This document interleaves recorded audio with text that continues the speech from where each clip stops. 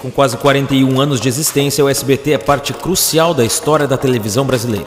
Graças a Silvio Santos, boa parte dos brasileiros pode dizer que cresceu assistindo o Bozo, rindo com A Praça é Nossa, tomando café com o Chaves e se divertindo com o Show do Milhão. Filho de Rebeca e Alberto Abravanel, ambos de famílias judaicas que precisaram migrar para o Brasil por conta das perseguições da época, Silvio Santos nasceu no bairro da Lapa, no Rio de Janeiro, em 12 de dezembro de 1930 e foi batizado como Cenoura Abravanel. O nome artístico veio mais tarde. Sempre muito carismático, Cenoura Abravanel começou como vendedor ambulante aos 14 anos e se tornou Silvio Santos, dono de uma das maiores emissoras do Brasil. Foi Silvio quem criou, fez crescer e acompanhou o SBT desde o seu primeiro minuto de vida. Mas pode ser que esse relacionamento de longa data esteja perto do fim. Nos últimos tempos têm surgido rumores de que o empresário vem procurando possíveis compradores para a emissora. Gigantes como a Televisa chegaram a ser cogitados e até Ratinho foi envolvido no meio da confusão. Por isso, lá vão as perguntas de 1 milhão. Será o fim da era Silvio? E se sim, será que o SBT sobrevive sem ele? Continua aí, que é exatamente isso que eu vou te contar nesse vídeo.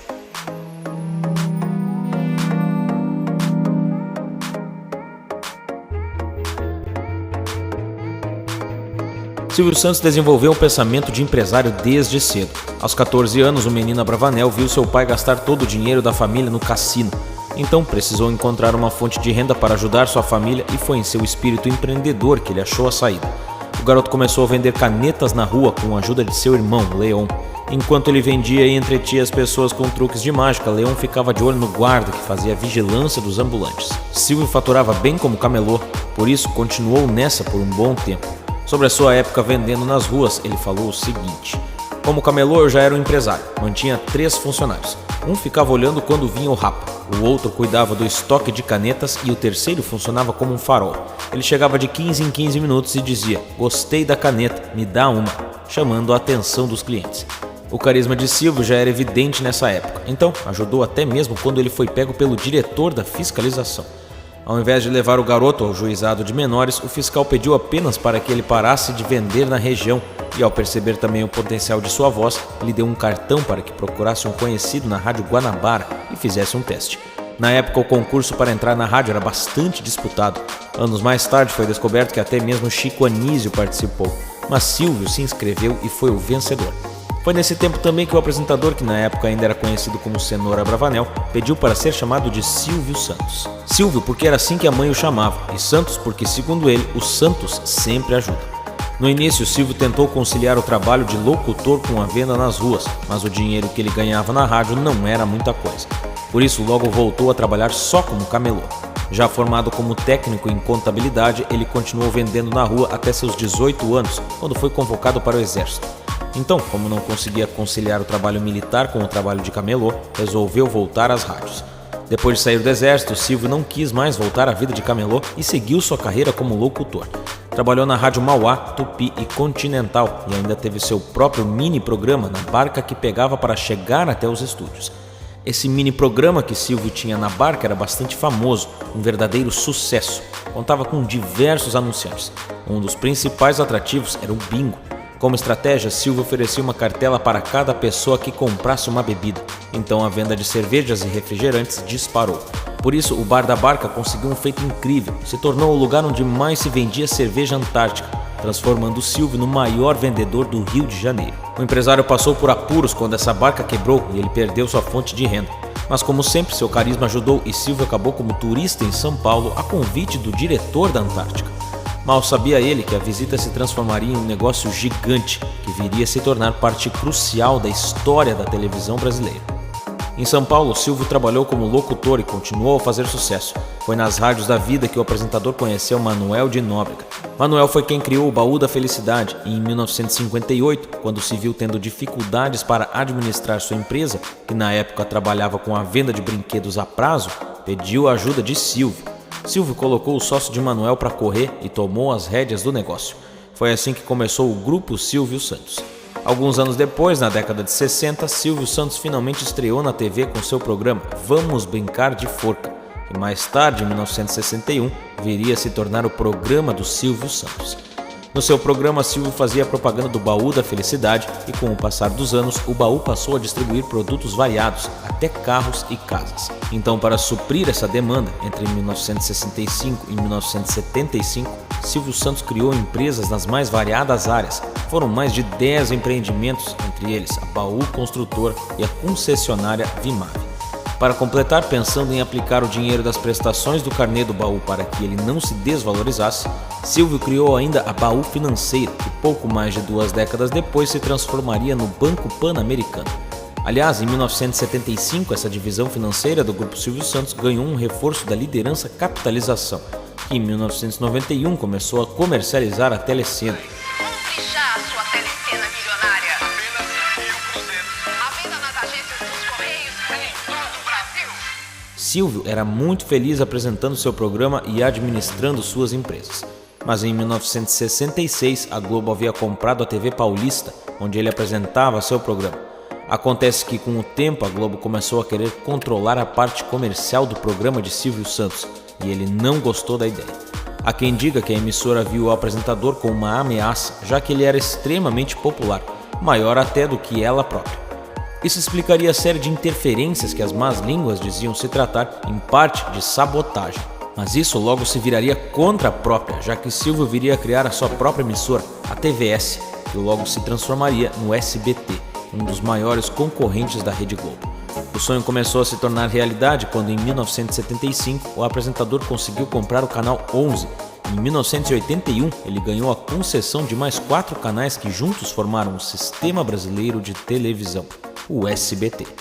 Com o passar dos anos, entre programas, desenhos e novelas mexicanas, o SBT conquistou o público brasileiro e se firmou no ranking das maiores emissoras do país.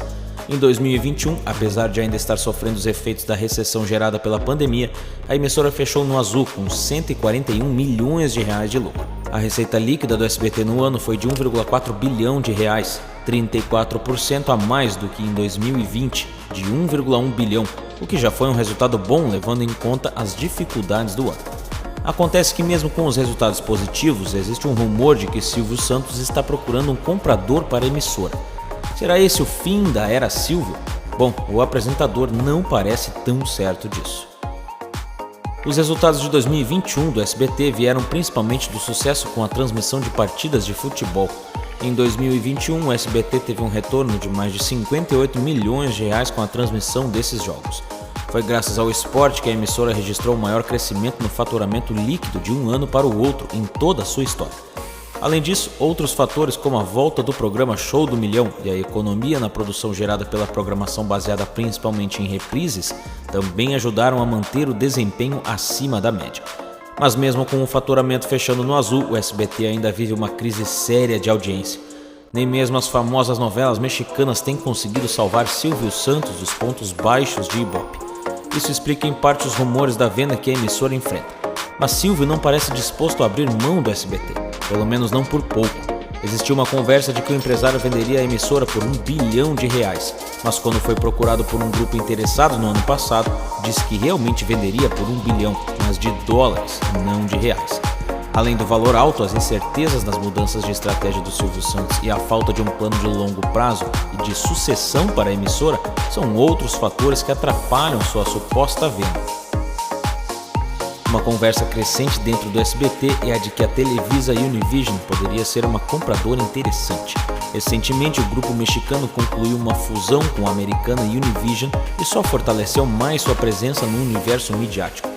Fora o streaming do grupo, que já está presente em 19 países da América Latina e nos Estados Unidos, se tornando a maior plataforma de streaming em espanhol do mundo. Mas são só conversas, até porque no momento a legislação brasileira não permite que empresas estrangeiras tenham a propriedade de grupos de mídias nacionais. Esse controle é limitado a 30%. Surgiram até rumores de que Ratinho teria oferecido o SBT em uma visita a uma multinacional, mas ele já se pronunciou dizendo que não sabia nem que a emissora estava à venda e que mesmo que essa fosse uma realidade, ele certamente não seria a pessoa mais adequada para negociá-la.